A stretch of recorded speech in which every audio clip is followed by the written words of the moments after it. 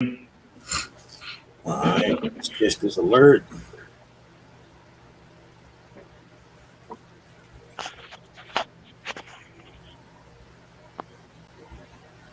All right, we good. Come.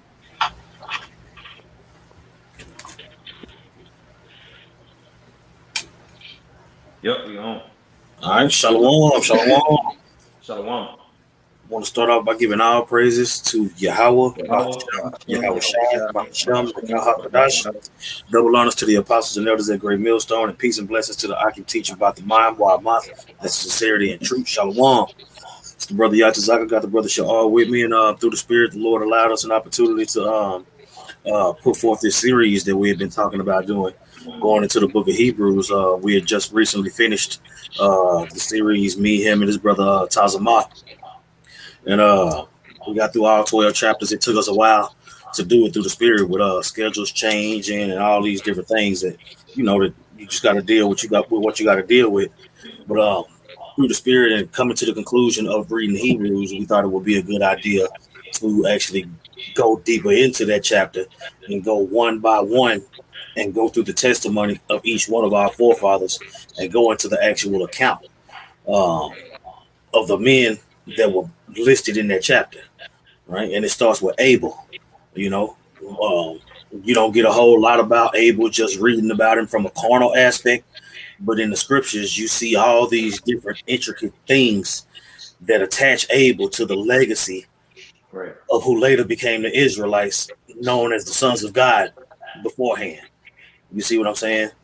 Abel, I want to say Abel is the son of Adam. You know what I'm saying? And we understand that when the Lord breathed that breath into Adam, his son that was chosen to take on that lifestyle and to take on that legacy is Abel. And we know that Abel was murdered by his brother Cain. You see, but for Abel to only be talked about for the small amount that he was, but be the first of our forefathers, you know what I'm saying, to have enough faith to be documented in this record. It's an amazing thing to see that Abel is really talked about a lot in the scriptures. You know what I'm saying? If you receive it, But you got something Yeah, I before we found get something started? interesting. I'm sorry. I'm saying, did you have something before we get started? Yeah, I got a quick precept in Luke 11:51. Go for it. It says, "From the blood of Abel unto the blood of Zacharias, which perished between the altar and the temple. Verily I say unto you, it shall be required of this generation." That sacrifice of Abel, right there, really is death. It shows you the temple work that they was doing. Like it was a Mhm. tabernacle and everything. You know what I'm saying? It wasn't just out there on the field and then, like the sacrifice was made. Like there was a priesthood that was already established under Adam. You know what I'm saying? And Cain and his brother Abel were priests under And, Adam. and that's what I'm saying. So and you pass down the priesthood. Mm-hmm. You see, Yeah. and Abel was murdered before he was able to pass down the priesthood. Right. See, Right. but him being a priest, he was a keeper of the sheep. Mm-hmm. You know what I'm saying? They tell you in the commentary that he was a keeper of the sheep. You know Right. what I'm Right. saying? And when you think about sheep and lambs and the flock and all these things, all these precepts start just whizzing through your head. You know what Mm-hmm. I'm saying? But we're gonna focus on our forefather Abel in this installment of introducing the world to the Israelites. Right. Right. Hebrews 11. So um, I got a couple of these. I'm gonna read a couple of these screenshots that I took from the Mysore app. All right, let me get my. All right. Yeah, it has some pretty interesting stuff in there. All right. It says Abel was a keeper of the sheep, a calling which he either chose himself or his father put him to it and gave him. For though his brother talks about how they had a large estate and you know what I'm saying because they was ruling, right? It says being the heirs of Adam, the Lord of the whole earth, yet they were not brought up in idleness, but in useful laborers' employments. So Cain was a tiller of the ground, and Abel was a keeper of the sheep. You know what I'm saying? And when you go into that keeper of the sheep, he fed the flock. You know what I'm saying? And all the duties that go along with keeping the sheep, that is what was given to Abel. Mm-hmm. You see? All right, let me see. I had another one. Yeah, it says, and he's as he was a shepherd, his flock consisted of sheep, and the firstlings of these, the lambs that were first brought forth, he presented as an offering to the Lord, right? Like he's supposed to, right? He was taught that. It says, and which after was frequently used in sacrifice and were the proper type of Hamashiach. It was a proper emblem to represent Yahweh. You know what I'm saying? So that whole keeping of the sheep, the lamb, and that whole thing, it goes all the way back to Abel.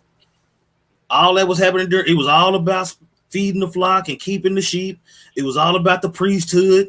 That's what I'm saying. That life that was breathed into Adam, it was directly breathed. It was directly given to Abel. That's what I'm saying. That father and son relationship. You see, even though Cain was older, that's what I'm saying. That you notice with Jacob and Esau, Isaac, his favorite was Esau, but with Adam, his favorite had to have been Abel. Had to be. He taught him everything he knew. Right. You can assume that. You can extrapolate that from the scripture. Right. All right, you got it. Yeah, I was even going to say in ancient manners and customs as well. When you go into a household, a father, wife, and they had children and they had land and substance, it was always the youngest child that was the tiller that would till the sheep. You know what I'm saying? Like we're going into the example of Abel, and you even brought up the example of David earlier. You know what I'm saying? David was the youngest out of all of his brethren, which he was favored by the Most High. And also, too, when you read about David, David was also tending to the sheep. You know what I'm saying? As the baby, because it was always the youngest child's job. Obviously, with the firstborn, he's going to do it.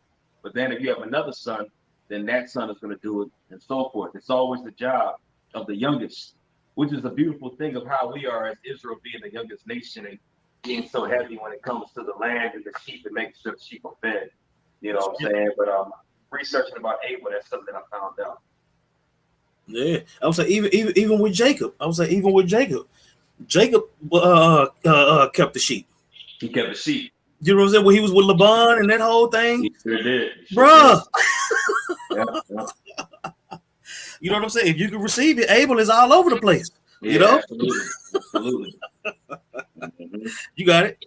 Kind. That was it on that point. All right, I'm gonna get Hebrews 11 real quick. All right, this is Hebrews 11:1. It says, "Now faith is the substance of things hoped for, the evidence of things not seen. For by it the elders obtained a good report. Through faith we understand that the worlds were framed by the word of the Most High, so that the things which are seen were not made of things which do appear." You know what I'm saying? And the word of the Most High framing everything.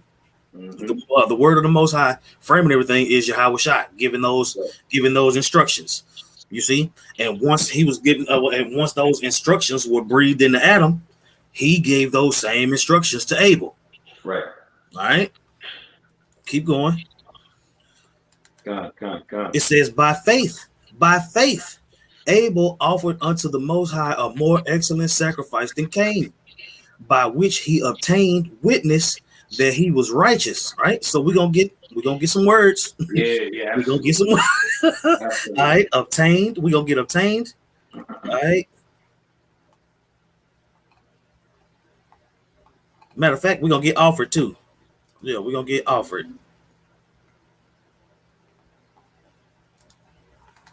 Strong's G 4374. Prospero. All right, to bring to lead one to a person who can heal him or is ready to show him some kindness, one to a person who is to judge him, right? What word you at? You say what? Offered. Oh, offered. Okay. Yeah, Abel offered, right? It says to bring to bring a present or a thing, to reach or hand one thing to one, to put to be born towards, right? To attack, to assail, to behave oneself towards one, to deal with one, right? So the Lord, matter of fact, let me make sure I'm sharing my screen too. Let me go ahead and pull that up. Yeah. Okay. So Abel offered, right? You offer your sacrifice. Right. All right. So it said that Abel offered, right? Abel offered a more excellent sacrifice than Cain, right?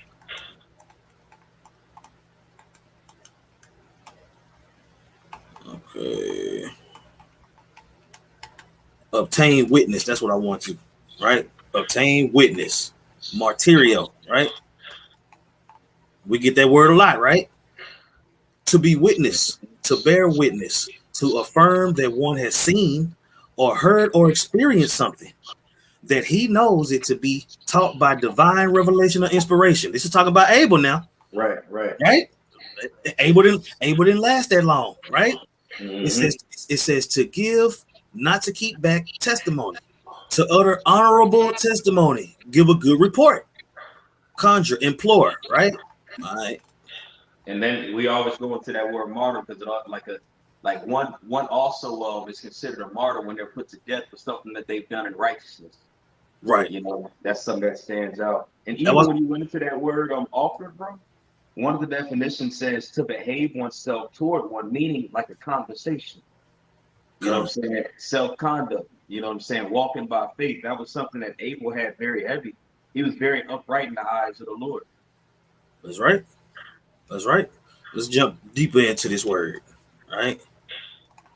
And then also, all martyrs don't die. You know what I'm saying? Martyr is more a witness than dying. You know what I'm saying? Right? There you go. A witness in a legal sense, historical sense, right? One who is a spectator of anything, of a contest in an ethical sense, right? Those who, after his example, have proved the strength and genuineness of their faith in Hamashiach by undergoing a violent death. That happened to Abel. Right? That happened to Abel before a whole lot of stuff happened. You know what I'm saying? That was documented. You see? Right. It tell you that Cain killed Abel, but it don't give you a build up. Right. You see? A whole lot happened leading up to that. They were men on the planet, man. They was alive. You know what I'm saying? Yeah, these weren't little kids. These weren't little kids that was up there offering sacrifice. In order to perform the office of the priesthood anyway, you have to be 30 plus years. You have to be 30 years old and up.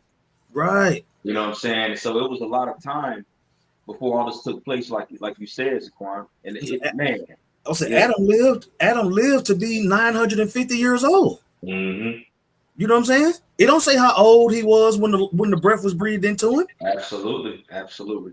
You know what I'm saying? Adam was he was a man walking around. And in life, and he came into the truth pretty much. Right. Absolutely. You know what I'm saying? Adam came into the truth, you know what I'm saying? And he passed down those ways to his sons. Right. You know what I'm saying? And that shows you the matter of fact, pull that precept, the false balance is an abomination to the Most High. Yeah, I got you. Because balance has to always be in the planet. You know what I'm saying? So out of Adam's seed, he had a righteous seed and a wicked seed to balance out the equation for what's gonna happen on the planet Earth. Because when you look into you remember when we did the lesson on the names of all our forefathers and went back into the lineage and all that and the story that it was telling. You see, when you go back into those accounts and you go into all those names and what they represented and what they did, those were all men on the planet. Those things will happen and those men lived. Now, they don't document blow for blow how their lives went. It just says that they were of that seed and of that line.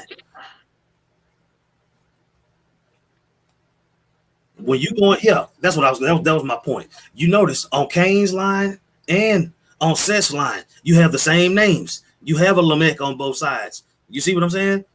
And you have to be able through the spirit to distinguish who is talking about. But that balance has always been there, a righteous and a wicked. That's why vocab think Caleb was an Edomite, because it's a Caleb on that side. But what Caleb is it actually talking about? It's talking about the Caleb of Judah when it's talking about the Israelites. Yeah, it was clearly a Judite. You see? You had what's that? When you look through Cain's line and when you look through Seth's line, you're gonna see the same names on both sides. Mm-hmm. All right, you got it. This is Proverbs 11:1. It says, "A false balance is an abomination to the Lord, but a just weight is his delight." That's what I'm saying. And a just weight is his delight. That's why when people be like, how the wicked and the righteous come out the same? Because that's how it happened. You had one son that was righteous and one son that was wicked. You can have that today. You got one son that follow the instructions and you got one son that don't. That's easy. It's easy. You know what I'm saying? Absolutely. People like to say that they don't got a favorite child. Yeah, you do. You won't say who that favorite child is, but you got one. You know what I'm saying? And that's okay. All right. All right. What let me see. Abel. Let's go to Genesis. Let's go to Genesis 4. And then we can get into the story of Cain and Abel. I'll pull it up over on mine too.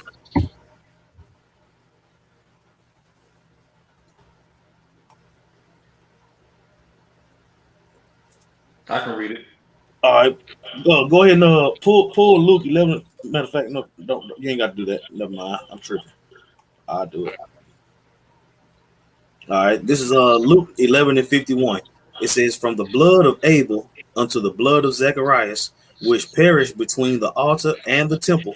Verily I say unto you, it shall be required of this generation." All right. I remember you mentioned that earlier. Yeah. And I'll actually bring out the precept to that one in Matthew because the way it's worded, it stands out a lot. Okay. What's the precept of Matthew? Matthew 23:35. Yeah, okay, that's what's up. All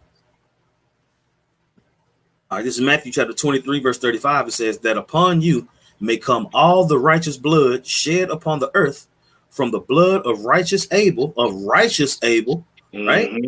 Unto the blood of Zacharias, son of Barachias, whom ye slew between the temple and the altar. Verily I say unto you, all these things shall come upon this nation. You got it. Yeah, bro. It says righteous Abel right there, man. You made the point earlier. In Hebrews 11, it mentions Abel, but we don't really have a whole lot from Abel's walk. We don't really have nothing from his walk except for him dying real quick. You know what I'm saying? It started off with him.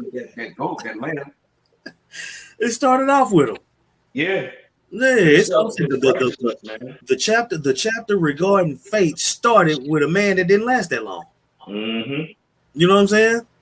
That's right. Man, that's heavy, man. And I got that word righteous pulled up right here too. Let's go. That word righteous in the Greek is dikaios. It be pronounced dikaios.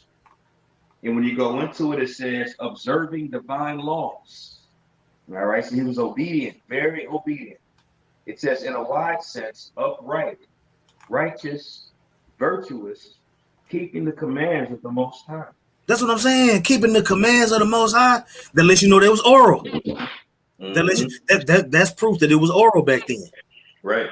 You see? And Cain was of the same household. You see? Mm-hmm. So the Lord set it up for him not to receive it. He didn't receive it the way Abel received it because he wasn't the chosen out of those two. You got it. That's right. It says of those who seem to themselves to be righteous, who pride themselves to be righteous, who pride themselves in their virtues, whether real or imagined, innocent, faultless, and guiltless. So he was without God. That sounds like the elect. Yeah. He was without God.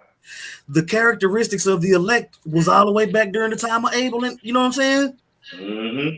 Like, bro, right. It ain't no. That's what I'm saying. Google. Is it anything that says how old Abel was when he died? You know what I'm saying? It ain't nothing. It won't give you nothing. You got it. You can keep them going into definitions. Yeah, con.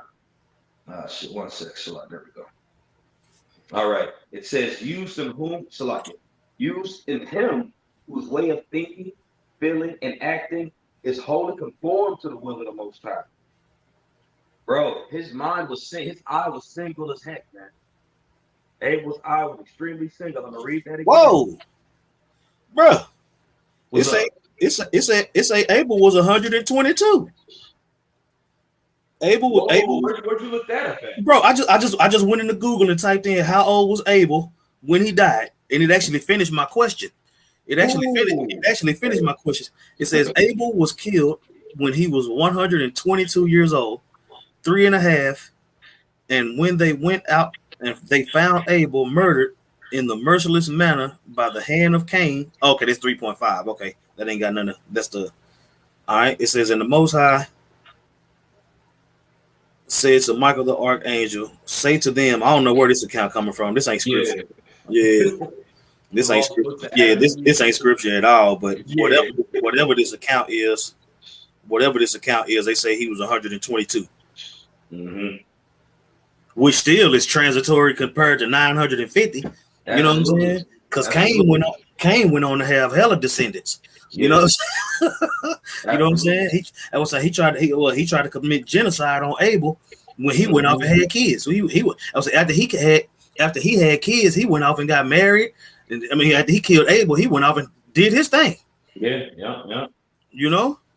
Mm-hmm. Hey, it said Cain went off into the land of Nod, and when I think of Nod, I always think of sleep, like nodding off. Mm-hmm. You know what I'm saying? Of darkness. Man. Finishing the definition. God, it says, used of him whose way of thinking, feeling, and acting is wholly conformed to the will of the Most High. Abel was on point, bro. Abel was his eye was single, and he was dead set on serving the Most High in sincerity and truth. He was the good son. Mm-hmm.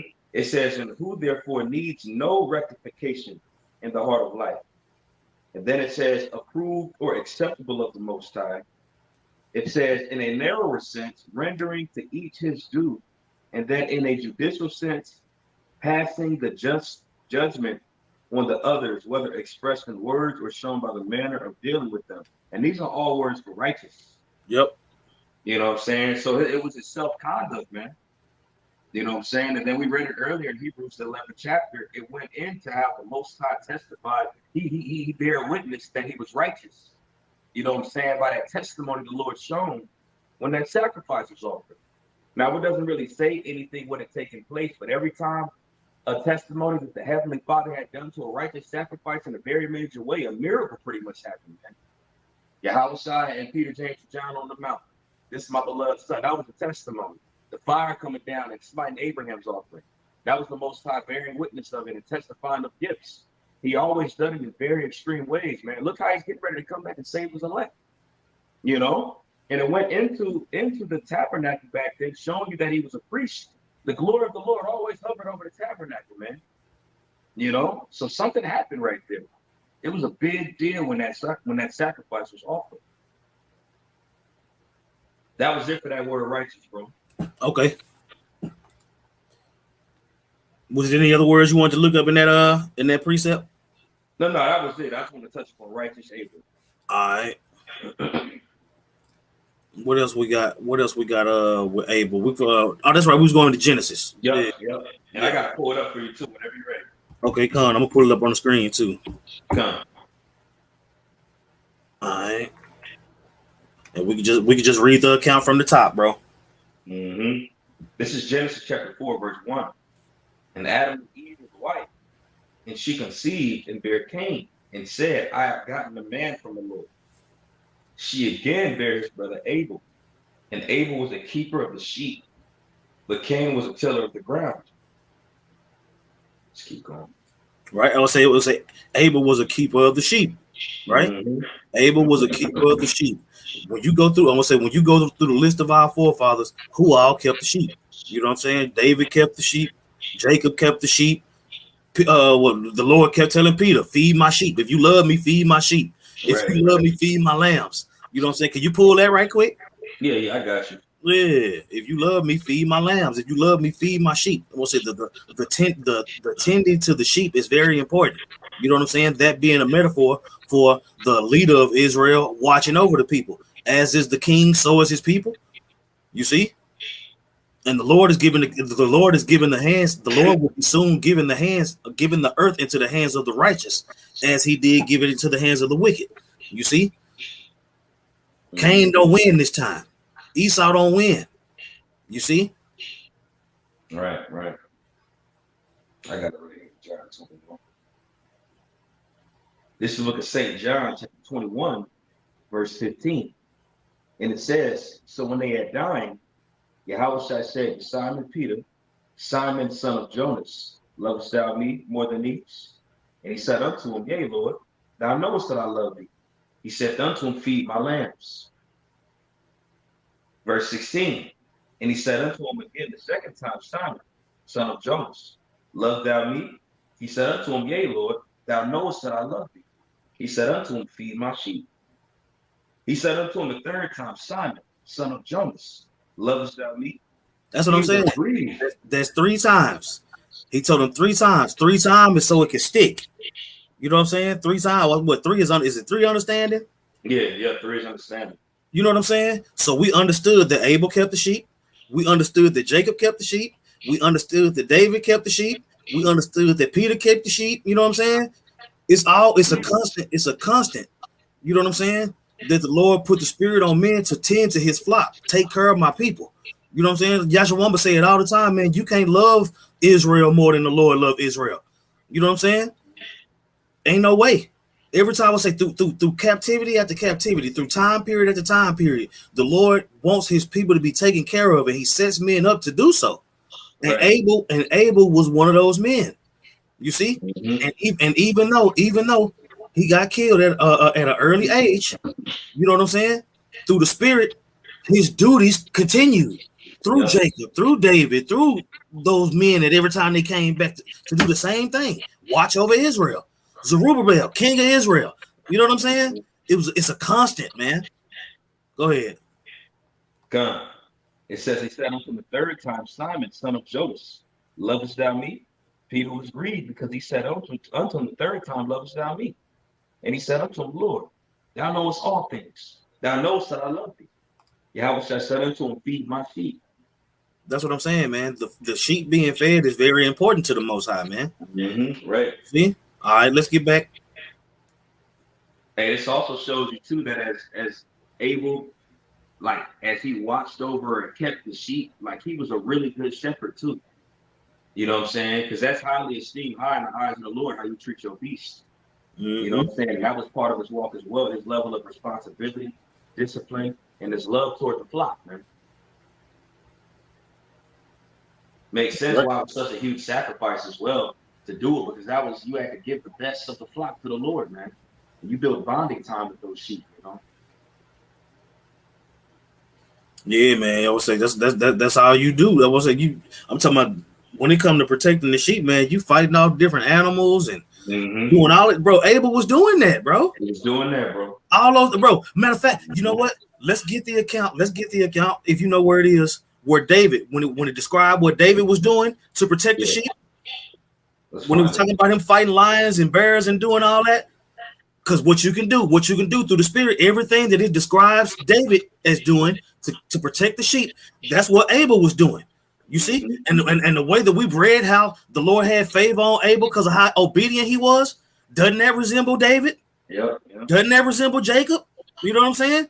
Jacob, I would say Jacob was a shepherd for what, 14 years? Right.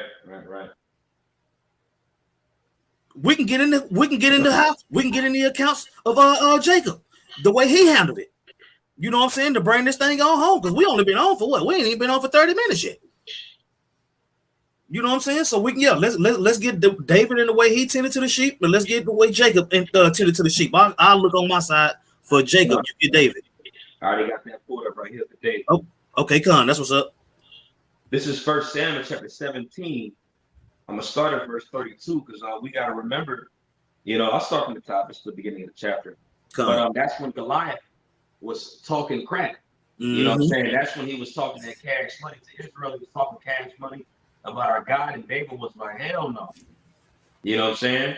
That's right. So when you read this here in 1 Samuel 17 to 31, actually, no, I'm tripping. It ain't the beginning of the chapter, but I'm gonna start at 31. It says, And when the words were heard which David spake, they rehearsed them before Saul, and he sent forth to him.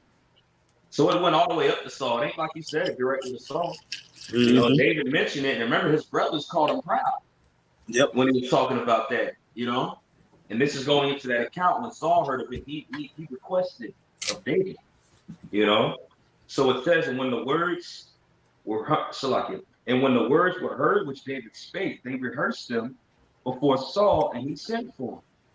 And David said to Saul, let no man's heart fail because of him. Thy servant will go and fight with this Philistine. And Saul said to David, thou art not able to go against this Philistine to fight with him, but thou art but a youth, and a man of war from his youth, and he a man of war from his youth. And David said unto Saul, thy servant kept his father's sheep. See, it says it the same exact way with Abel as well. It says, thy servant kept his father's sheep, and there came a lion and a bear, and took a lamb out of the flock. And I went out after him and smote him, and delivered it out of his mouth. And when he arose against me, I caught him by his beard and smote him and slew him. Thy servant slew both the lion and the bear, and this uncircumcised Philistine shall be as one of them, seeing he had defied the armies of the living power. That was and bro, the beauty of that encounter, because David he physically defended the sheep with the lion and the bear, and then when it came to the Lord's people, the actual sheep, he defended them from Goliath and the Philistines. Absolutely. You see, so protecting the sheep is a constant. And when you protect the sheep, it can get a little hairy, it can get a little hectic. Yeah. You know what I'm saying? So you can attribute those same qualities to Abel. It said Abel was a keeper of the sheep, right? Absolutely. It says a calling which either he chose himself or his father put on him. Yeah, it was passed down. So either way, you know what I'm saying? It was passed down. You see? And Abel was a tiller of the ground. Was not Adam told that he was going to have to work by the sweat of his brow? That's what Cain picked up as a tiller of the ground. You see? Yeah. You see? And that's what I'm saying. A tiller of the ground. You see? We was tilling the ground as a punishment. You see? So Cain tilling that ground as a punishment, he didn't like that shit. He was good at it, but he didn't like it. That was his lot. That was his lot, yeah. You see? And Abel that's what I'm saying. Abel received more. He received what Adam was putting down on the balance side. You have to understand that, man. And it's beautiful the way the Lord played that out, man. You know what I'm saying? Sitting here talking about it now. Man. Right. And even Moses, when Moses was in the house of Ruel, his father-in-law, you know what I'm saying? He was tending to Ruel's sheep. And what it took place, one of the sheep went astray. And one of those sheep, out of those many sheep, went astray. He went to go find that one sheep over there in Sinai. Man, you know what I'm saying? And when you read it, it was the rest of the sheep, and it says he led the sheep to Sinai. You know what I'm saying? Which is very spiritual because he was tending to the sheep. But that was an allegory that Moses was going to lead the children of Israel into Mount Sinai to receive the law. But there was one sheep that went with him, and that one sheep he went to find it, and it painted a whole big narrative of what had taken place. Bro, a constant feeding of the sheep, man. A constant feeding of the sheep. And as we go through this chapter and continue to get our forefathers, you could continuously use that analogy.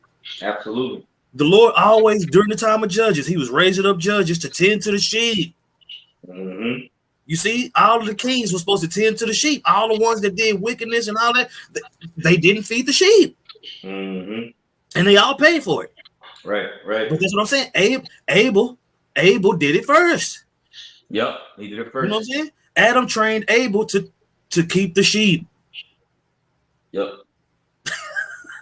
It was a Yahushua told David to keep the sheep. The house of David. Who gonna sit on the throne of David? Yahushua. Come on. A constant, bro. It's a constant. Right. It's a constant. Wow. All right, let's go back to Genesis. God, this is back in Genesis chapter 4, verse 3. And in the process of time, it came to pass that Cain brought forth the fruit of the ground, an offering unto the Lord. right? That's what he had to work hard to do that. To bring Mm-hmm. forth that fruit, he had to work hard. You know what I'm Right. saying? Right. It is what it is. You know what I'm saying? He was mad because his work wasn't recognized. But that's what I'm saying. You knew the work that needed to be done. Your brother's a priest. Mm-hmm. Your dad is a priest. How did you get that wrong? Yeah, it And, was something that was and now wrong. your face, and now your face frowned up. Yep. Yep. And as we were going into it earlier, going into how that self conduct played a big point on why he was so accepted. You know what I'm saying? Cain just in that walk, he was probably unappreciative, like you're going into. You know what I'm saying? He was going off. Bro, When he even come to even in offer the the commentary, sacrifice, it's like, what the hell is even this? even in the commentary, it slightly mentions that basically the offering that he sacrificed wasn't even the first fruits of his harvest. Mm, You know what I'm really? saying? He just gave the Lord, something. You know what I'm saying? And Abel was very meticulous because he understood. You know what I'm saying? What it said that his offering was acceptable. Right. You know what I'm saying? We might need to look that word up too when we get to it. Yeah, keep going. I got a quick precept. Go This is ahead. this is 1 John 3:12. It says, "Not as Cain, who was of that wicked one, and slew his brother, and wherefore he slew him." Asking the question, why did he slay his brother? Because his own works were evil, and his brother is righteous. So that makes a lot of sense that His wasn't even from his, you his, know. sac- his sacrifice was looked at as evil. Mm-hmm. You know? Right, right. He was inconsiderate, man. And when you go into that word works, right here, let's see here. That word is ergon. And I believe ergon goes into like a profession or an employment. Let's see, it says business employment that which any is occupied. He wasn't doing his job, man. He Right. was not doing his job correctly. It says that which one undertakes to do enterprise undertaking. And then it says an act, deed, thing done. The idea of working is emphasized in op, to the which is less than work. He was lazy. His works was evil. He wasn't on point. This is back in Genesis 4:4. It says, "And Abel, he also brought the firstling of his flock, and of the fat thereof. And the Lord had respect unto Abel and to his offering." All right, let's get that word respect. Mm-hmm. Let's get that word respect. Because when I say the Lord said, don't be a respecter of persons, right? Right, right. But he had respect unto Abel. You know what I'm saying? See, the Lord can do what he wants to, man. I said, look, like when the Lord talk about dying manfully and all these different things, he's a man of war. You see, it's a way to get on his good side. It's a way to get on his bad side. Right, right. All right. The word is shawa. All right. To look at or to regard, gaze at, about, to gaze at, regard, behold, to look about, to look away, cause, gaze, to turn away, to look in dismay, gaze about, in anxiety. All right, let me see. We got a root word. All right. Well, that is it. All right. To gaze at, to look at, to regard. All right. To look away. All right. Okay.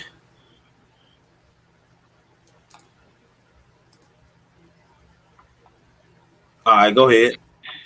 Yeah, and then it also says the firstling of his flock and the fat thereof, which shows you that was a fatted lamb. You know what I'm saying? It was taken care of, it was fed, it was nourished. And it also shows you going into the law how that fat is the Lord's portion. And he knew that and understood that fat. So he was pinpoint when it came to the law that wasn't written on tables of stone back then, but it was oral. That's what was being kept to the T, man. He kept the law to the T. He was on point, man. When you continue in verse 5, it says, "But unto Cain and to his offering he had not respect. And Cain was very wroth, and his countenance fell. His face fell. He looked down, you know? And everything you just read for respect for Abel, You know, Cain had the lack of all these good things, of those qualities that you just read about in Genesis 4 and 4. You know, and you have more respect for somebody that has more appreciation for what you've given them. You're gonna have more respect as a father. You know, this person's appreciating this a lot. You know, he respects it. I got respect to you. He's not showing appreciation. You know what? I'm gonna give it to him. Same thing applies with the Most High and it's for love. Man. That was pretty much the point on that Genesis 4, unless you wanted more. No, that was the point. I'm looking into Jacob and Laban to see if we could pull something from there regarding how Jacob kept the sheep. I remember he counted them up, and you know what I'm saying. He counted them up and separated them and did all of that. Gotcha. Yeah, you see Genesis 30 and 40. It says, and Jacob did separate the lambs and set the faces of the flocks toward the ring straight, and all the brown in the flock of Laban, and he put his own flocks by separating, separate themselves. All right. Well, it basically goes into the numbers. Yeah, it goes into the numbers of how many sheep he was dealing with. You know what I'm saying? I'm pretty sure we could dig deeper, but not live. We ain't got to dig live. You got anything else about Abel you want to put out there? Because I didn't think we was gonna have this much when the original going into it, but once we started studying it, I was like, okay, we got something here. Oh yeah, God, bro. Yeah, because it would go like he went to his name going into transitory. You know, another one of his names like breath as well. You know what I'm saying? Or also vapor. You know what I'm saying? Because you went into how that transitory, like at a bus or a train, it comes and it goes and it comes and it goes. There was a scripture that I had pulled up right here in James, the 4th chapter. It's going into this life. You know what I'm saying? But it says in James 4 and 14, whereas you know not what shall be for tomorrow, for what is your life? It is even a vapor that approaches for a little time and vanisheth away. And that's when you go into that word vapor or breath. That's also a definition for a ball as well, which is his name in the Hebrew. It goes into a vapor because that was Abel's life. It was like a breath. But in that amount of time, he fulfilled a lot. In that amount of time, he showed the Heavenly Father a lot, you know, which is why he was a martyr, you know. Hey, even Yahweh Shai, he didn't have a long life before he had to set it up. You know what I'm saying? It was like a vapor here, but he had to send it up, and now he's on the right hand side of his Father, man. It makes me think of Wisdom of Solomon 4, where it's talking about Enoch, but it's also going into pretty much the elect getting being done. But it says, in a little bit of time, he fulfilled a lot. You know what I'm saying? So how we offer up our bodies as a living sacrifice, we ain't gonna be here long. But ultimately, I thought about Abel's walk pretty much doing the most that you can to please the Lord while you're here. Nor was still unprofitable, but looking at Abel as that example of faith to show forth how much he did in that short amount of time to be listed in Hebrews 11 with all these great individuals that have names written. You know, Abel's walk is our walk, pretty much. You know, only difference is we ain't gonna get slew by Cain. All right, no breath in them, right? Right, ruach, right? Breath, breathe, right? Boom, boom, boom, boom. Spirit, as that which breathes quickly in animation or agitation. Spirit, all right. Spirit of living, breathing, being in man and animals. Right, a gift preserved of the Most High Spirit, departing in death and body. All right, we get this. We see this word a lot too. All right, inspiring, ecstatic state of prophecy. Right. That's attributed. That's attributed to Abel. Interesting. You know what I'm saying? So he had the breath of the Almighty. You know what I'm saying? That's that breath that was in him, as impelling prophet to utter instruction or warning, right? Imparting warlike energy and executive administration of power, right? Endowing men with various gifts, energy of life, right? This is all attributed to Abel, man. You see? That breath, that Holy Spirit, Abel had it. Abel has it. You know what I'm saying? That's why he heading up. That's why he heading up as the forefather in the chapter. Right. You know, he came through the spirit. Abel came with it, man. Mm-hmm. So much so that even his spirit cried, his blood cried into the ground. His blood cried to the heavens from the ground. Yep. You know, so hey, man, hey, you got anything else? Nah, that was it, bro. Hey, that life that was breathed into Adam was breathed into Abel, man. And this is the first installment. This is the first installment of introducing the world to the Israelites, man. You see, Hebrews chapter 11. You know what I'm saying? Going into each one of these forefathers that were listed in this chapter one by one. This is the first installment through the Spirit. Lord willing, it was edifying. I mean, hey, we was learning while we was going into it. You know, and wow. Wow. Abel was going hard, bro. Abel was the man. Abel was the man, bro. So, hey, with that, we want to give all praises to Yahweh. Oh, man. You know what? Salaki, man. Salaki. Go to the Apocrypha. Is Abel mentioned in the Apocrypha? Let's see. It might be briefly. But we can go ahead and get that before we close out. Salaki. No, all good. I want to say it mentioned him too, briefly. In the Great Men, was it chapter 44? 44. Like it starts with Enoch. Oh, okay. Well, Salaki. Y'all get into Abel, man. That's why I say he's hidden all through the scriptures, man. But hey, with that, we want to give all praises to Yahweh, double honors to the apostles and elders at Great Millstone. Peace and blessings to the Akim teaching about the mind, That's the sincerity and truth. Shalom. Shalom.